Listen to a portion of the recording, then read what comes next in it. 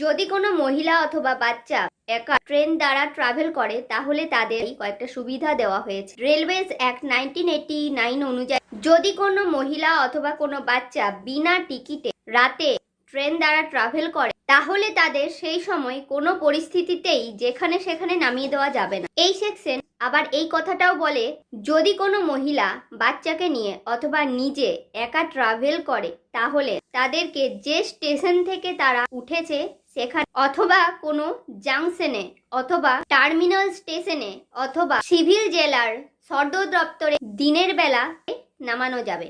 এক্ষেত্রে আরেকটা কথা বলে রাখি, কোনো মহিলাকে ট্রেন থেকে তখনই নামানো যাবে যখন রেল আধিকারিকের সাথে কোনো মহিলা কনস্টেবল থাকবে। অনেক ট্রেনেই দেখা যায় মহিলাদের জন্য আলাদা কোচ থাকে। এবার সেই বগিতে যদি কোনো পুরুষ জেনে বুঝে ঢুকে তাহলে বাইরে করা তো হবেই, তার সাথে সাথে 500 টাকার জরিমানাও নেওয়া হবে।